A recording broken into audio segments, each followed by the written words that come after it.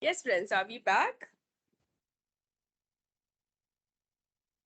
Please say yes or no. Raise Yes, ma'am. Yes, hands. ma'am. Yes, ma'am. Yes, ma'am. Abhishek is back. All Yes, the ma'am. others. Anubhuti back. Altaf, Nitish, and Sudhanshu. Are we yet to be back? Are we in session? Yes, ma'am. Yes, Sudhanshu also in session. What about Nitish and Altaf? Kamlesh is on hold. I'm here. I'm here. Altaf is there. Okay. So that leaves us with Nitish and Kamlesh as participants who have not yet responded. All right. So let us continue with the discussions. And here in this part of the session, we talk about basics of banking. All of us interested in joining a career in banking, and for that reason alone, I should have information about banking. What are the essentials? What are the different roles that a bank plays? And what are the essential functions that a bank does? What are the various products and services that are offered by the bank? So on and so forth. So that is what we will be covering in this session here. Let me, before that, understand a brief background about each one of you all. So if you could just tell me something, Abhishek, what are your academic background, if you can tell me? So that I know how many of us and what is the kind of background of the participants that I'm speaking to. Yes, Abhishek.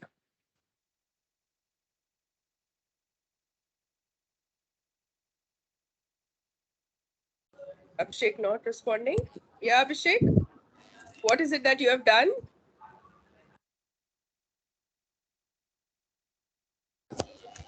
yes, ma'am. Yeah, your Sorry, academic ma'am. background, Sorry for. Abhishek. Ma'am, I have pursued BBM. Okay. Yes, ma'am. And your graduation stream was?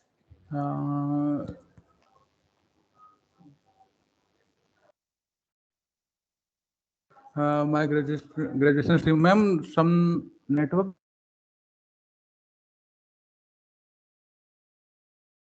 All right, let me speak to Altaf. Altaf, what about you? Hello, ma'am. Abhishek. Ma'am, I have pursued BBM and my subject was business management. Are you audible? Yeah, you are audible. Continue. Okay, thank you, ma'am. And currently, I am pursuing masters from Nalanda University, which is in Bihar. If you know, Okay. yes, ma'am. And your graduation, you did it in which stream? Ma'am, graduation is from business management. Okay. So Yes, that is what ma'am. you have graduated in. Okay. So commerce background, finance background, more or less, you have some idea of it. Okay. Let's hear it from Altaf. What about Altaf? Your academic Ma'am, I background, graduated please. BCom. Bachelor of BCom. Commerce. Okay. Yes, ma'am. So again, commerce and finance, more or less your arena. Anubhuti, how about you? I have done my graduation in BSc from CSGM University, Kanpur, Science Okay. Stream. So yours is a science stream.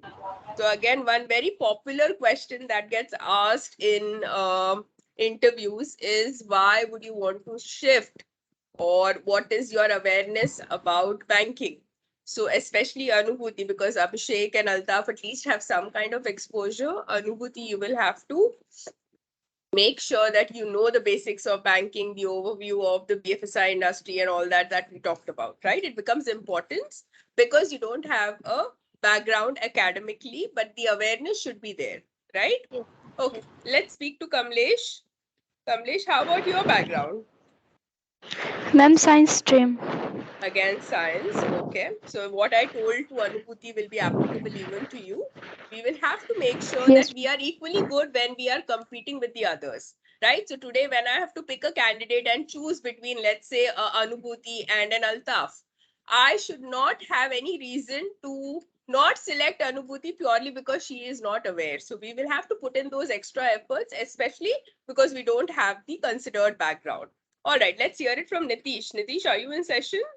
If so, please respond.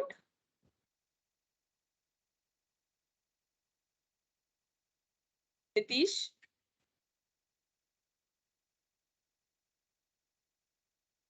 Nitish not around. Let me move to Sudhanshu. Ma'am, arts background I am from. Arts background. Okay, again something different. So Sudhanshu also will have to make sure that we are equally competent in the interviews when we are participating with people from different backgrounds. All right, thank you. That gives me an idea of the diverse nature of the participants who are there in this session. All right, so when we talk about banking and when we talk about what is the essential job of a bank, what is it that you will say? Let's start with Sudhanshu. What is the core function of a bank? How will you respond? The main function of the bank is to ma'am provide its services like ma'am opening account, whether it is ma'am saving account, current account, Okay. FD account, RD account, or it's Okay. it also gives them loan, different type of loan, like ma'am personal loan, business loan, gold loan, and it also gives credit card to its customer, Okay. and it also gives insurance like ma'am life insurance, general insurance, and ma'am also in mutual funds. All right. So, Sudhanshu, what you're saying is a lot of things. You're talking about the various products that the banks offer, the FDRD, the loans, the credit cards, the investment opportunities like in insurance or maybe a mutual fund. Yes. So today when I say the reason why banks exist, this is the reason why banks exist. They act as financial intermediaries, right? So today when I talk about a bank acts as a person, an in-between person, which means today if I have excess or surplus with me, I can safely use the banking channel to deposit the surplus, right? So today any penny extra that I have, I would want to have that safety and security of the wealth that I have, and I deposit my surplus in banks. Similarly, today if I have a need, if I have any kind of need from I go to the bank and get that need sorted. It could be a need of financial assistance that I might need from a bank. For example, I need a personal loan or maybe I need a business loan. A bank will help me. Today, I need advisory services, right? For example, I need to figure out which would be the mutual fund that would be a better investment plan for me, or which would be a better insurance product for me. I also take the services of the bank. So today, the bank steps in depending upon the requirement. It can be to accept the surplus that I have. It can be to lend as in when there is a need. It can be to provide advisory services. It can be for custodianship, right? So today, if I have gold on hand, rather than keeping it in my cupboard at home, I would want to deposit in a locker, right? So it acts as a custodian. Today, when I have stocks, I have investments in multiple stocks, right? So the bank acts as a depository custodian where it holds the stocks or my assets in the demat form, right? So that is what we are talking about. It acts as an intermediary depending upon your requirement. It acts as a constituent of payment and settlement system. Today, one of the best ways to have a payment or a settlement system is through your bank account, right? There are records and there is a clear transaction that happens, which is facilitated by the bank. So I have to pay money to an ex-individual rather than doing it in cash form or traveling to the other person and physically handing it across. I can use the banking channel. So the services of the bank are involved. I transfer it through online mode, maybe an internet banking or a check format. But the thing is, it is being facilitated by the bank. Through the banking channel, there's a payment and settlement system. Today, if I have to receive funds, I have that easy in the same manner. I give my bank account details and the money gets credited to my account, right? It facilitates not only domestic, local transactions, but also international transactions. So the payment and settlement system works very easily for individuals if I use the banking channels. It provides financial services. All these various products that we spoke about, Sudhanshu spoke about, the credit cards, the loans, the stocks, the accounts that I have, right? All that are financial services being provided by the bank. Depending upon the requirement, I may choose to avail one or multiple transactions from the financial services from the bank in my lifetime, right? So maybe I start the relationship with a savings account, then I realize maybe I need a credit card, so I avail of a credit card. I require a loan, so I maybe go in for a loan. So at different points in time in the banking relationship, I require the services, the affiliated and the additional services being provided by the bank. And that is the provider of financial services. Provider of other supportive financial services. Today, when I talk about banks, for example, I'm using a debit card. The debit card has stopped working.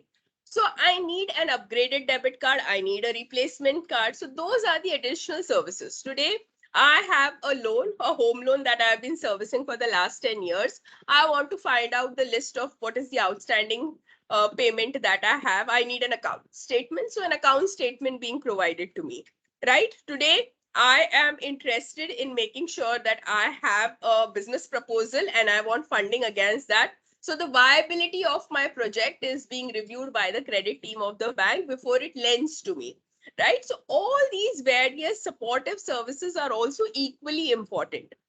Today, when I talk about, let's say I'm holding a business and I want to open the accounts of my staff, all these things are facilitated by the bank. And the banks play a very important role. So depending upon my requirement, like I said, today banking is no longer transactional. Banking is not only limited to accepting deposits and lending money. We do a lot of other services in the bank as well. Like I said, investment in stocks or maybe taking loan against my securities, right? So I have a lot of investments, mutual funds हैं, stocks हैं, LIC policies हैं. आज मुझे funds की requirement है, and what I say, take my stocks and against those stocks provide me a loan. So that is loan against securities, right? So all these kind of various affiliated products are being offered by the umbrella of bank, and that's why banking is said to be an essential service.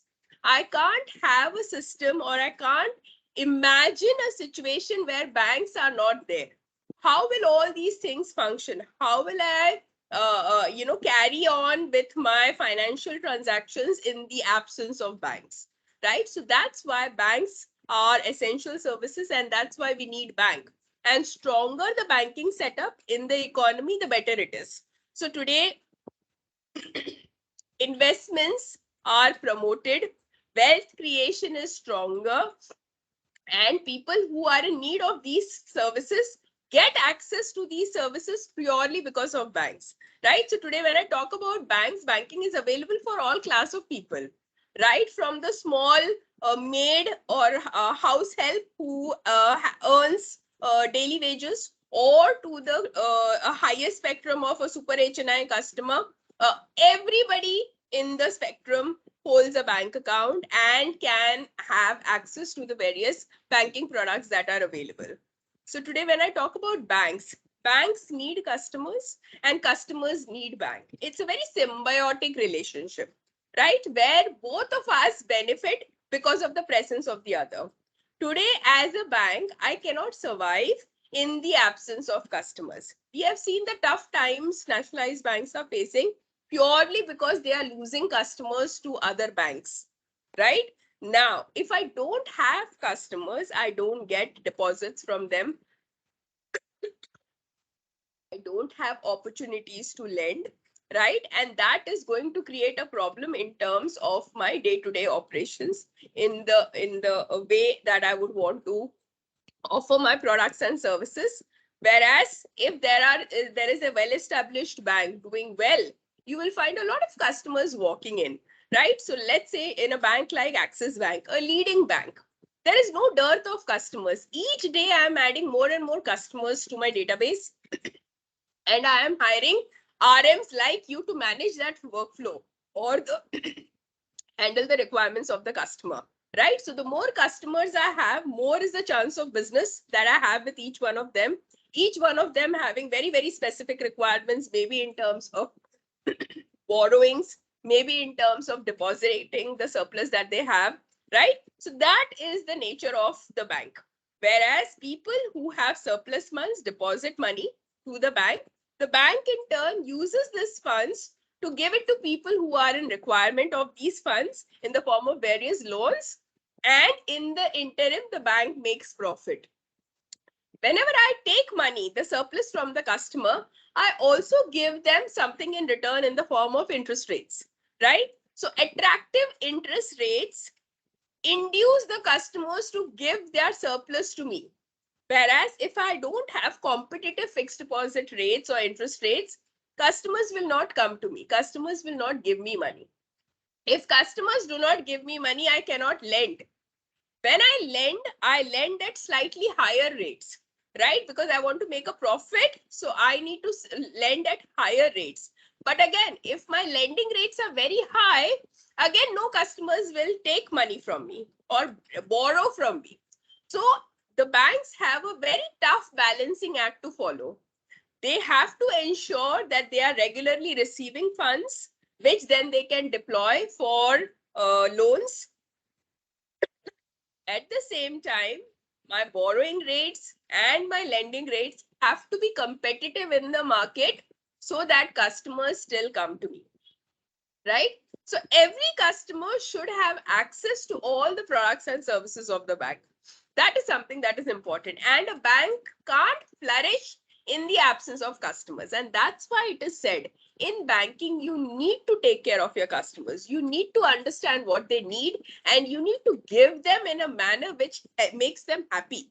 One of the main reasons that banks are struggling is they are struggling with customer loyalty, right? Today's customer, if he finds a better offer, quickly closes an account and moves to a competition bank, right? And that is the reality. Because the customer has so many options, he is the ultimate deciding factor when it comes to which product to buy, from where to buy, what rate to buy, right? A customer of today is a very aware customer. He knows what he wants, and he knows he can demand it from the bank, right? And that's why the banks trying their best to make sure that they hold on to the customers that they have, right? So that's why banks need customers. Today, when I talk about this cycle, this is a constant cycle where customers and banks keep interchanging the roles, right? So sometimes when a customer needs funds, I become the lender. When the customer deposits money with me, I become the borrower. So the roles keep interchanging of both the bank and the customer from time to time, right? So whenever the customer's funds are being accepted by the bank, we say it is the liability business of the bank, right? Where deposits are being accepted by the customer. Whenever the bank gives money to the customer in the form of various loans, that becomes the lending business of the bank, which is the asset business of the bank. And that is the circle of trust. Why the circle of trust? The entire chart here that explains the transaction between the bank and the customer, why is it said that it is a circle of trust? Anybody? Kamlesh? Why is it a circle of trust?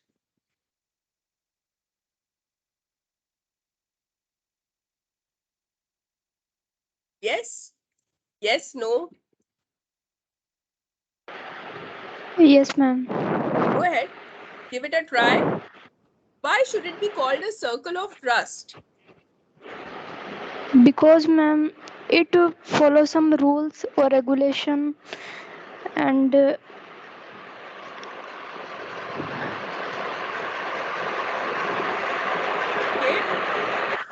it make people sure that Yeah. their needs to be satisfied, and uh, Yeah. Okay. Anything else? Okay, thank you, Kamlesh. Let's speak to Abhishek, who has raised his hand. Yes, Abhishek. Ma'am, I think this is a circle of trust because there is no physical bonding or physical asset deployed between the bank and the customer. there is no No. physical material provided between bank or the customer. No, that is not the reason why it is called a circle of trust. Okay, sorry, ma'am. Anybody else? Sudhanshu, go ahead, try. Ma'am, because the customer trusts that the bank will keep his money safe and ensure Yes. safety while Yeah. depositing. And ma'am, while lending, the bank trusts that the customer will return his money and give the debt only. Correct. So yes, that is more or less the reason why it is called a circle of trust. See, today I am parting with my hard-earned money to deposit in a bank purely because the bank says that, okay, Vidya, I will give you a higher interest rate on the money that you keep with me. Now, I am trusting the bank to make sure that they honor the commitment that they have given to me. Right. So today, when I place a deposit or when I open a fixed deposit, for example, let's say, or for that matter, even a savings account. Right. I've opened a savings account and I've deposited 50,000 in my savings account. That is hard-earned money that I've earned, which I am trusting the bank to hold my funds in a safe and secure manner. Now, the understanding is, as in when I want to withdraw money from my savings account, I can enter into any branch and withdraw that money. Now, imagine if that trust was not there. Imagine money is there, but I don't have access to the money, or the banker is not willing to give me my money. That is a problem, right? So I need to understand at any given point in time that the banker that I'm banking with will honor whatever he or she has committed. For example, access to money which is lying in my accounts, access to fixed deposit. So today, if a banker says that I will offer you 6% fixed deposit rate on the amount that has been invested for 2 years, at the end of 2 years, when I've kept my money with you for 2 years, I expect the bank to pay back the money with 6% interest rate. And that is the trust that I have. Today, why do you see there is so much of anxiety and customer anger? You've seen it in news, you've seen it on the TV, that customers line up in front of banks, especially when banks have a tough time. You know, when they are going through an internal crisis and customers are unable to access their money, there's panic and the entire system goes for a toss. The RBI has to step in, the banks have to pacify the customers that your money is safe, and that is why it's a circle of trust.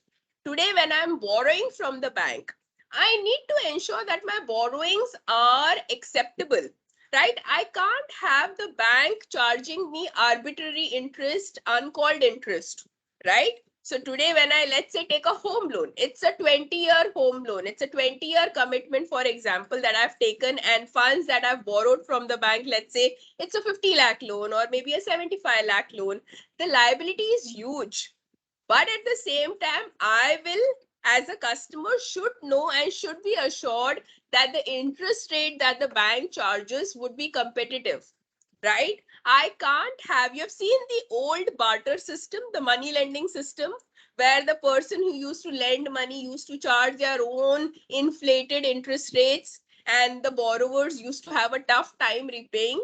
That is not a situation that we see in banks. So today things are very, very transparent and crystal clear in terms of what is the lending rate that would be charged, what is the processing fees that will be charged, what would be the tenure, when the interest rates would be revised, right? The banker giving due notice from time to time from the customer, the banker ensuring that they don't use arbitrary inflated interest rates just because they have the money and the customer is needy. I can't decide and I can't make the customer suffer. And that's why it is called a circle of trust. Today, when I lend, I am assured and I trust the bank to take care of my investments. When I borrow, I know that I will not be unduly penalized or overcharged for something which is available at competitive rates outside, right? So the banker will take care of my interest. And that's why it's a closed circle of trust. Similarly, as a bank, I need to ensure that I get quality customers, right? Today, because so much of money laundering is happening, fraudulent customers are in the system. When I take money, it doesn't mean that any and everybody who comes to me with surplus funds, I accept. No. As a bank, it is my responsibility to screen the customers, and I take only legitimate customers into my database. Right? Today, I am accountable for all the customers that I hold as customers of the bank. I need to know who these customers are. I need to know their profile. I need to understand what the occupation or business that they are in. I need to ensure that the money that I'm holding or taking from the customers are legitimate funds and not illegal income, right? And that is the responsibility of the bank. So today, just for business, I can't open accounts of criminals, drug lords, terrorists. It doesn't work that way. There is a responsibility. There is a moral responsibility. There are ethics that I practice when it comes to getting business. Similarly, when I lend, I need to ensure it is my responsibility that I lend it to the right set of people, right? Just because I'm friends with X and Y, I cannot mean that I divert all the surplus funds that I have received from my customers into those people. And we have seen the consequences of lending to unreliable or people from whom money recovering the money lent is a problem, right? Why do you think today banks are facing such tough times? Because we are lending it to people who are unable to pay back the money that they have taken from us, right? And that is the responsibility and that is the trust that I have. So today when I'm lending it to people, there is a trust involved that whatever money you take from me, from the bank, you will also pay back with interest, right? So today, if someone I have given a home loan, it is the responsibility of the person. It is my trust in that person. So I make sure that the credentials are okay. So this is a genuine customer who has a requirement and will be in a position to pay back. So there are a lot of checks and scrutiny that happens every time I lend.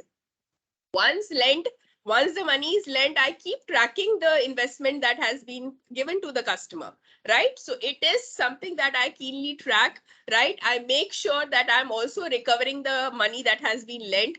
So in the whole, it is a trust that is there, be it between the customer and the bank in whatever form, a depositor or a borrower, right? So that's why it is called a circle of trust, where I and you rely on each other to make sure that we meet our commitments, we meet our responsibilities. And that's why banking is a pillar trust becomes a very, very strong pillar when it comes to transactions. All right. Let's look at some of the products of the bank. Like I said, I borrow from customers, which become my liability products, and I lend to customers, which are my asset products. So today, when I talk about lending, the asset side of business, banks have different kinds of loans: the housing loan, the car loan, the personal loan, the credit card, the business loan, right? All these are asset products of the bank, where I charge a slightly higher rate of interest from my customers, and that is what brings me that added income. Liability business is when customers give their surplus to me and I borrow from customers, and that is in the form of savings account, fixed deposit, recurring deposits, current accounts, right? This is where the customers trust me with their surplus, and that is why I say that I am borrowing money, and that's the liability business that I have. As an RM, you will be involved in both the types of products of the bank, right? As an RM, you will also have to make sure that you open accounts, open fixed deposits for the bank and take their excess funds. At the same time, you will also be assisting your customers as and when they have a requirement for a credit card, for a loan, right? So you have a complete 360-degree overview of the products of the bank, right? Unlike certain roles in a bank, which is very specific to what is it that you do, an RM's role is much more dynamic, much more challenging, because you handle everything for the customer, right? So today, when I talk about the asset business, these are the various asset categories or the asset businesses that a bank is involved in. A housing loan, a car loan, a personal loan, credit cards, loan against securities, loan against gold, loan against deposits, right? Some examples of various asset offerings that I have as a bank, right? Depending upon the customer's need, the customer may avail of any of these services. But at Axis Bank, we have very clear verticals for each of these product categories, right? So be it a housing loan, I have multiple variants. The better the bank, more are the options for our customer. So today, if I have to take a housing loan, I just have to visit the Axis Bank website for me to understand how many different variants of housing bank are available. Housing loan is available, right? The customer can pick and choose the offerings that the bank has. So bigger the bank, better the products, better is the range. So any kind of product that you take, it could be a car loan, it could be a personal loan, it could be a credit cards. I have multiple options to offer to my customer. Similarly, in liability products, I want to open a savings account, but today the kind of savings account that you need is so diverse. Each category of savings account comes with its own features, comes with its own USP and benefits, right? And the customer can pick and choose what is the type of account that you want to open. Today, we also offer customized solutions for the customer.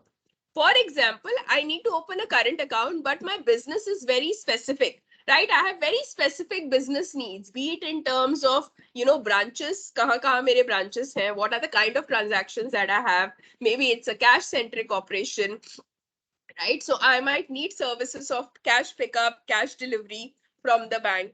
So depending upon the need of the customer, I also provide them with customized, tailor-made solutions, right? So today I have a business account with Axis Bank and I have a staff of 250, right? So I request the bank to make sure that all my 250 staff members have accounts so that Axis Bank can take care of salary processing for my staff, right? So that is the diverse nature. So while one customer might have that request, another customer might say, no, I will handle the salaries. Aap sirf mera business loan clear kar do, right? So each customer has a very different requirement from the bank, and the bank constantly trying to make sure that we are able to provide whatever is it that the customer requires. Some which we have ready solutions upfront, some which may curate or design it for you, right?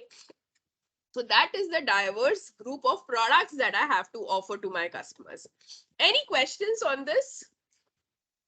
Any questions on the slide or on the discussion so far? Please raise hands. Yes, anyone? All good?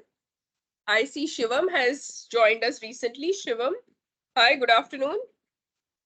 Shivam Gupta, are we in session? Yes, ma'am. Any questions on the discussion so far? No, ma'am. All right. Okay. So that is the product suite of a normal bank, which has a mix of asset and liability products. Both are equally important. Like I said, unless I have liability business, money won't come to me.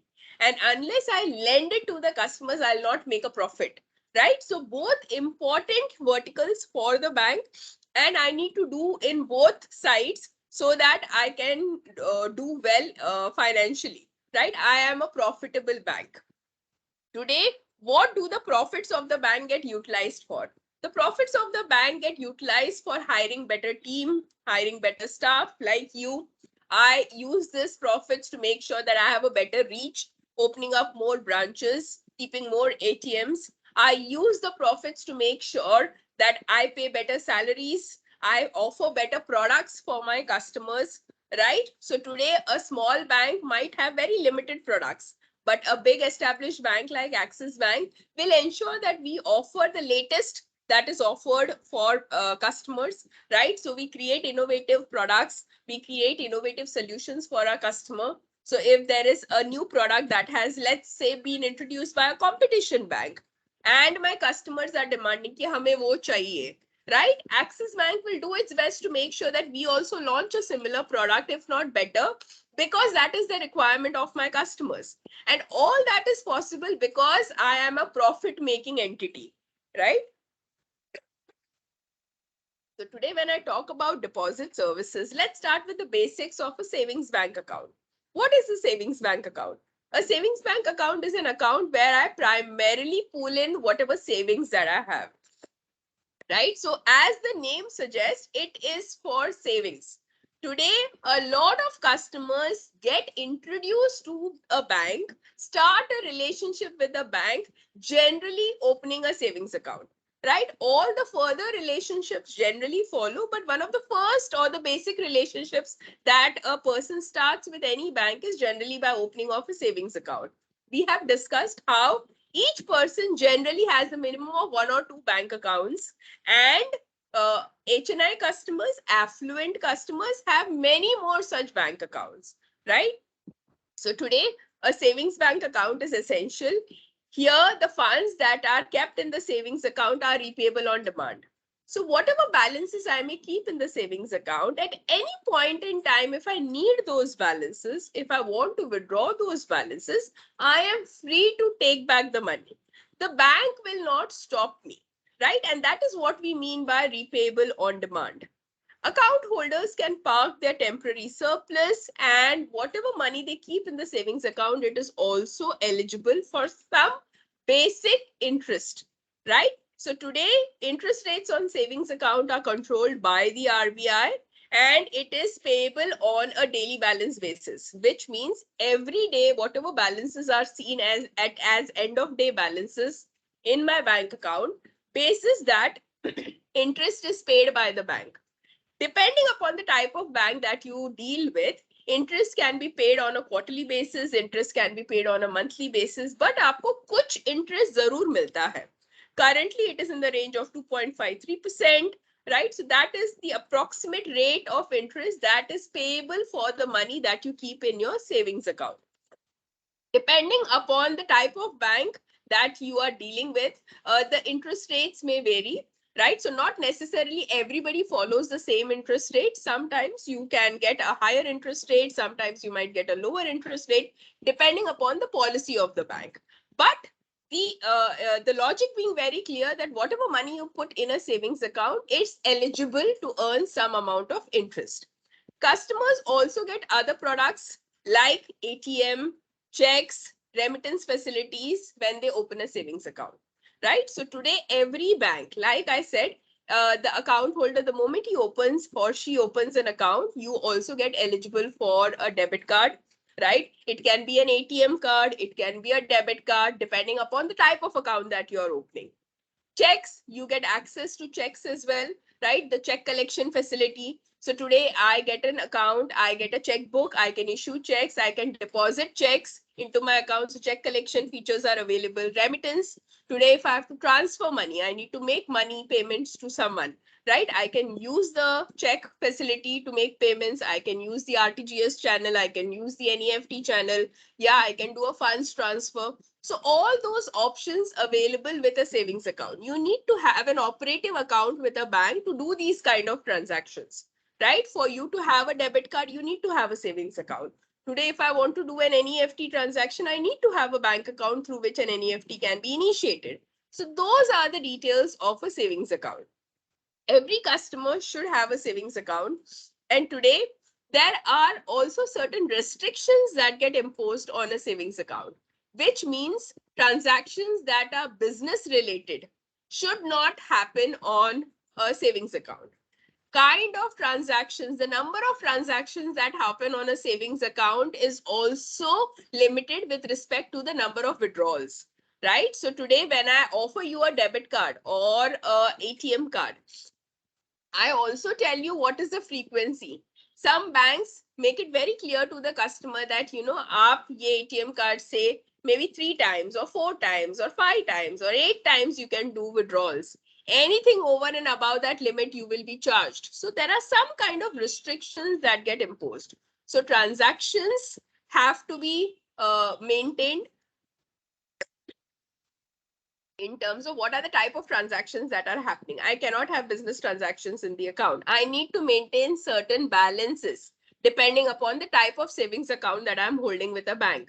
So each bank has its own stipulation with respect to the account variant, and the customers have to maintain the required balances in the savings account, failing which the bank will also charge non-maintenance charges.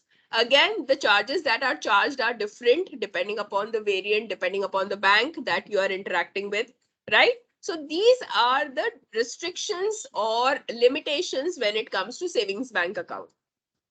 You have the advantage of opening the account either in single names or joint names. तो आप singly account open कर सकते हो किसी और के साथ, spouse, husband, or parents or siblings, right? So you can have one account or more than one joint account holder to your account. That is possible. Nomination is possible. So nomination, who is a nominee? Who is a nominee in banking? Please raise hands. Who is a nominee? Anyone? Yes, Sudhanshu? Ma'am, nominee can be anyone to whom we trust. It may be a father, it may be a mother, it may be a brother, sister, or a wife. Okay. And what is the role of a nominee? Like ma'am, after if we are no like ma'am, if a account holder dies, all the money present in the account will be gone to the nominee. Correct. That is true. So today, banks, when we open an account for the customer, we also provide the benefit of nomination.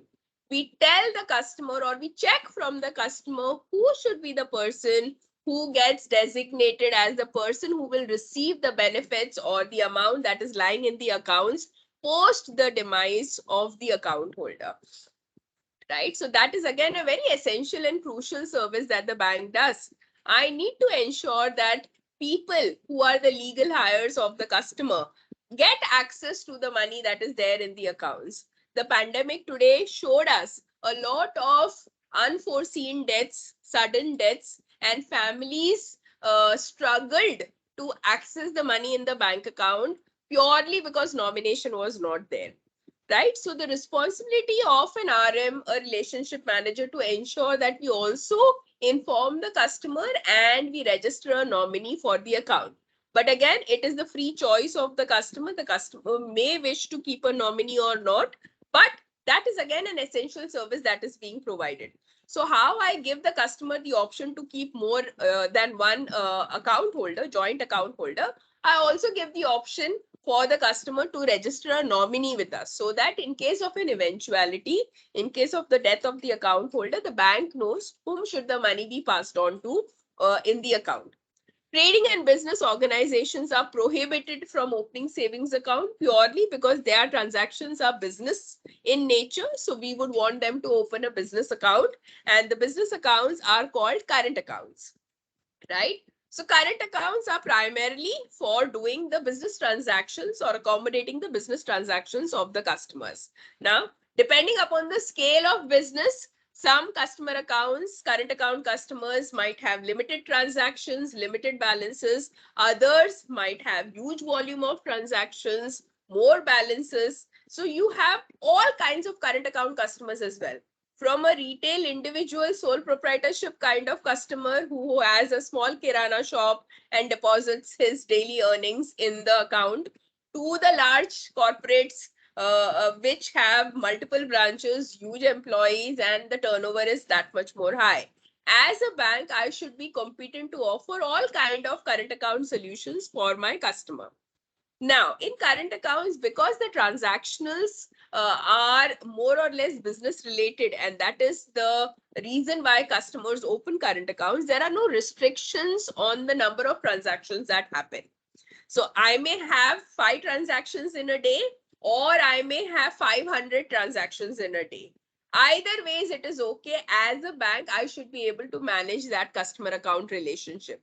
Right? So today I can't say कि नहीं आप current account खोल रहे हैं लेकिन उसमें सिर्फ 100 transactions कर सकते हैं. No. As a bank, I offer unrestricted transactions, unrestricted operations purely because I understand each businesses have requirements which are different and unique, right? And I as a bank should be able to provide that kind of services to the customer. Higher minimum balances, because the kind of servicing that a current account needs is much more than what a savings account customer might need.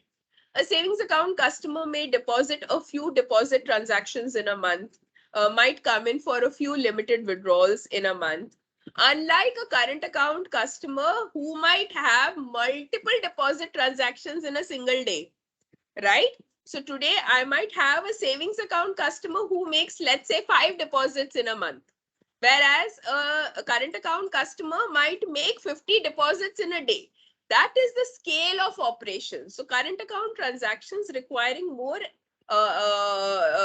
support from the bank, and that's why higher minimum balances are stipulated for current account customers.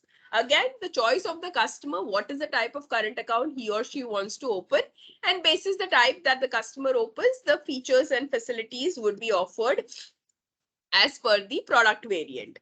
No interest is paid on the balances that are kept in the current account. In the savings account, even if I have rupees 100 as your account balance, I will pay that nominal interest. And in a current account, I may have 50 lakhs as the account balance, but still the bank does not pay interest on current accounts. So that is the difference in terms of interest payment. Additional documents are required for opening of the accounts because the constitution of the current account differs from account to account. For example, I have a current account, which is a proprietorship account. Yeah, account operated by a single individual. The business account of a customer is one type of current account that I hold.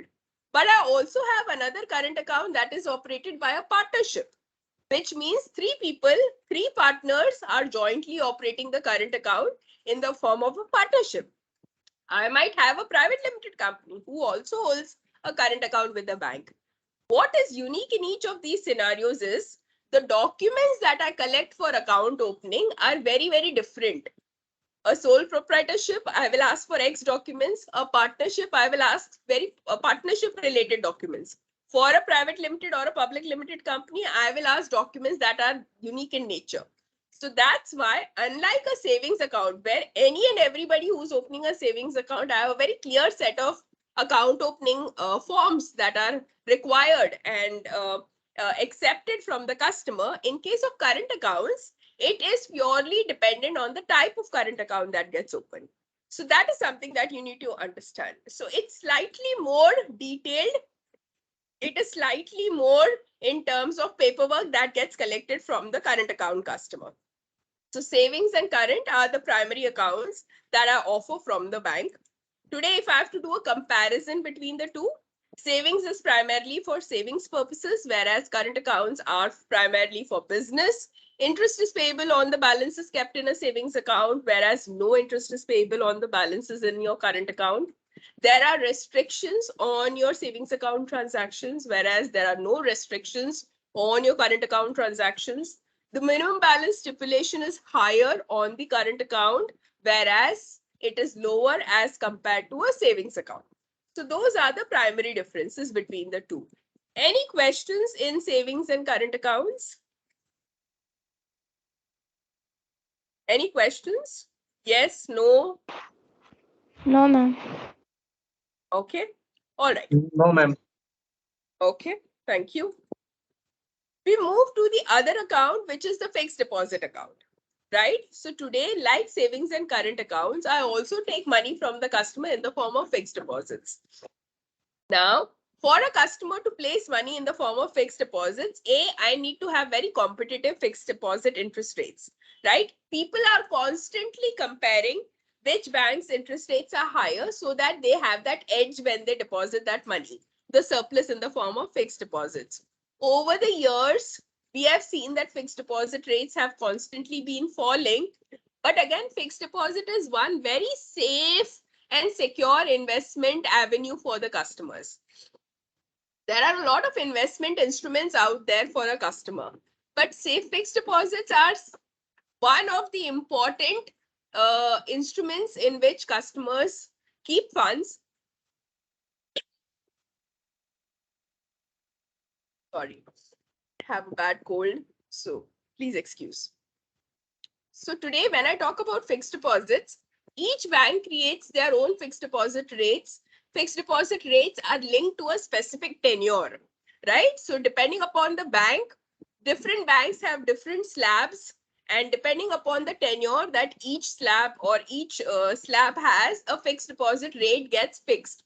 Fixed deposit rates get changed from time to time, get revised. So today, if I find that my competitive banks have had a revision in the fixed deposit rates, I also undergo a revision. If they have upgraded the fixed deposit rates, I also need to upgrade my fixed deposit rates if I want to avail of more people coming to me and placing deposits with me. So it is a call that the bank takes from time to time to ensure liquidity, to ensure that we have access to surplus that is being deposited by the customer. Today, we have also seen customers close fixed deposits and move to a competition bank purely because the interest rates are better. And that is what I should be prepared for. So as a bank, I'm constantly on the lookout of how my competitors are doing, right? Anytime RBI hikes the rate, obviously, I also have to ensure that my deposit rates are in line, because I am buying from or borrowing from the RBI at a higher rate. I need to ensure the liquidity. I need to ensure my profits are still maintained. So that has an effect. My borrowings, my interactions with RBI, that has an impact. My competition, how they behave, that has an impact. The investor sentiment, the customers, what are they requiring from me? All these things go into deciding what should be the fixed deposit rate that gets fixed. So whatever gets fixed gets uniformly implemented across the bank. So today, if I walk into, let's say, a Chandigarh branch of Axis Bank, I'll get the same FD rate which I would get if I walk into a Lucknow branch or a Chennai branch, right? So these are standardized rates. So for the tenure and for the amount that you place, again, it's your choice how much you want to place. Each bank have their own norms in terms of what is the minimum amount that is acceptable on a fixed deposit and what would be the rate that would be given.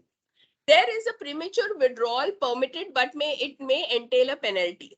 Depending upon the bank that you deal with, certain banks say कि आप deposit तोड़ना चाहो तो I will not charge a premature withdrawal penalty. Other banks say कि no, if you close the deposit before maturity, then you will have to pay a premature withdrawal, right? A penalty would be imposed. So depending upon the bank, that also comes into play in terms of fixed deposit. The rate of interest, like I said, is dependent on the period of the deposit. It is calculated and paid at quarterly basis. So today, whatever money I place in the fixed deposit, I have a choice how I want to take the money, the interest that I earn. Either I can take it at monthly intervals, I can take it at quarterly intervals, or I can take it on maturity, as the case may be. So that again is a choice of the depositor. How he or she places the deposit, what is the amount of deposit placed, what is the tenure placed, how you want to take care of the interest, what happens at maturity, do you want to renew the principal?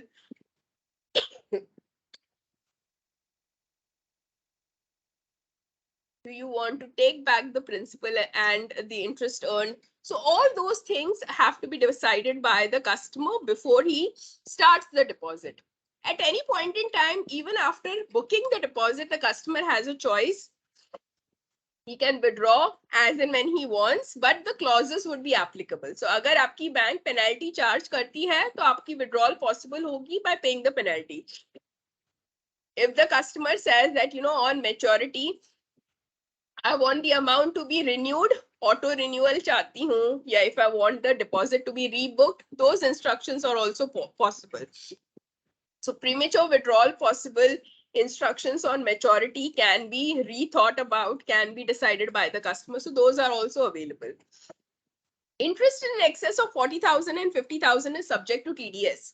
Today, as a bank, when I'm holding so many deposits of the customer, it is my responsibility to deduct tax at source for customers wherein their interest income crosses these thresholds, right? So for resident individuals who are not senior citizens, their threshold or their limit is 40,000. And for senior citizens, the limit is 50,000. So anytime these amounts are crossed in terms of interest income, if it crosses these figures, then as a bank, I also have to deduct TDS and remit it to the government. So that is the responsibility of the bank when I am accepting deposits from the customer. Loans can be availed on the deposits. So today, if I have a FD of 10 lakhs and I have a temporary cash crunch or I have a financial requirement, rather than breaking the deposit, I can always go to the bank and say, "Mere 10 lakh ke samne mere ko loan de do." Right? So that facility is available. Loans can be taken in the form of from the fixed deposits. Now, similar to a fixed deposit is a recurring deposit, right? What is the difference between a recurring deposit and a saving and a fixed deposit? If anyone can tell me. What is the difference between the two? Anybody? Yes, Sudhanshu? Ma'am, in FD, the money is deposited for a fixed period of time. And in a recurring deposit, we can deposit the money on monthly basis on in installment. Okay, all right. Yes, Abhishek? Ma'am, same answer. Okay, yeah, so that is true. So today when I'm creating a fixed deposit for me, I need to have a lump sum right at the start, right? So let's say if I'm even creating a deposit of 10,000, मेरे पास 10,000 आज होने चाहिए, which I block for a specific tenure, 1 year, 2 years, 10 years, for that contracted rate of interest. And that is how a fixed deposit gets booked.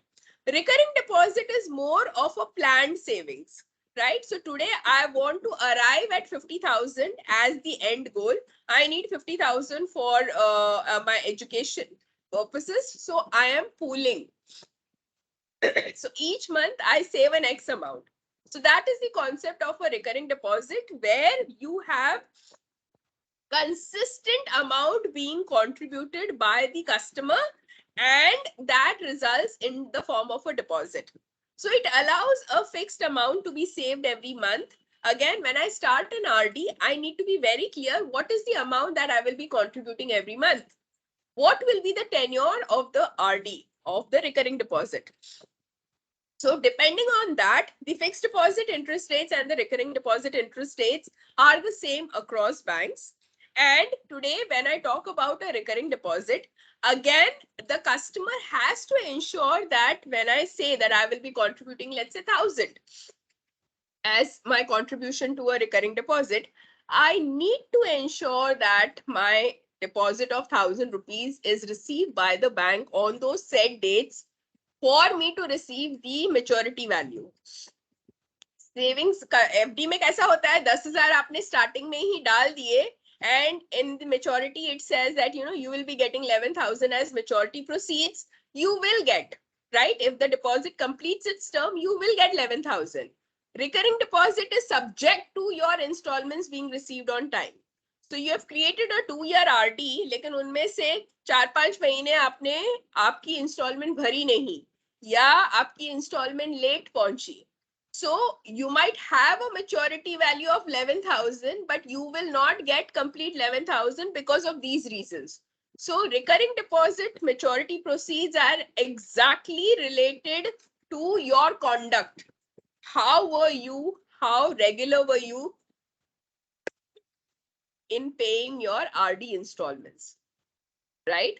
So here, that again is a product. It creates a good savings habit amongst people, and recurring deposits, like I said, have the advantage of having the same interest rates. So those who don't have bulk in hand currently, they can create some kind of a corpus by entering into a recurring deposit. Premature withdrawal attacks penalty. So like the rules of a fixed deposit, a recurring deposit, if you want to break in between, it is allowed. But depending upon the bank, there may be some rules, like in case of certain banks who might charge penalty for breaking the RD.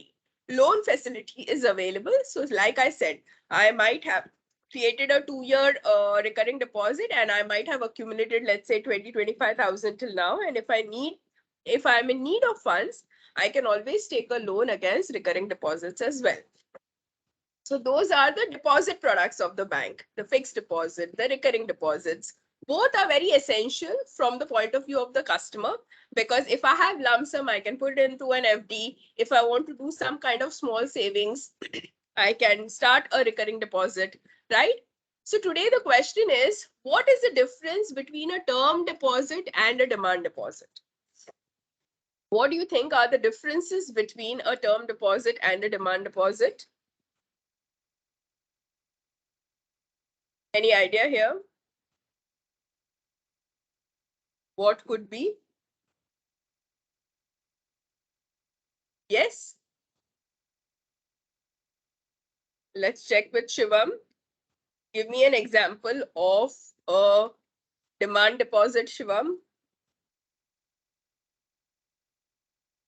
Yes? No idea. No idea. What about the others? Anubhuti, Kamlesh, Yogesh. Yeah, go ahead. Make an attempt. Anubhuti also says no. Okay, Abhishek wants to say something. Go ahead, Abhishek. Ma'am, demand deposit is a checkbook money which will be demanded by a commercial bank. Okay. Okay. And can I speak? Okay. Altaf, go ahead. Something you wanted to add? Yes, ma'am. Basically, demand deposit can be accessed at any time, and we can withdraw money and funds. And if we basically talk about term deposit, we can't access through a prior notice or any period of. So what is an example of a demand deposit?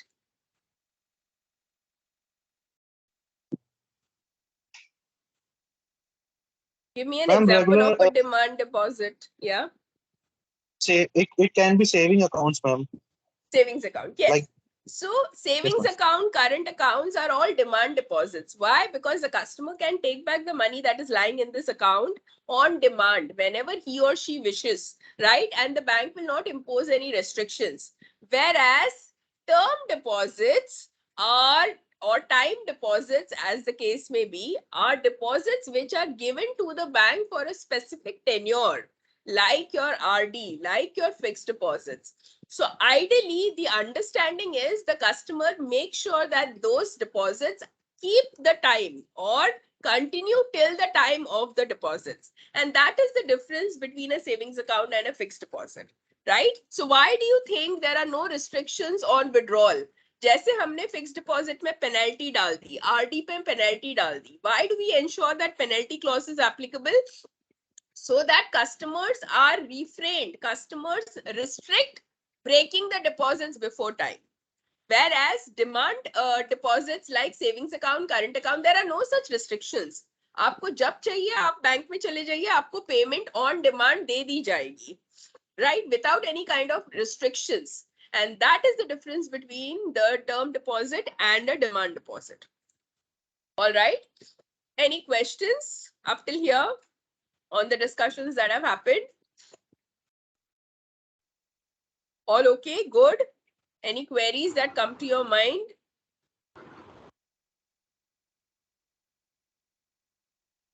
Yes? Questions, doubts?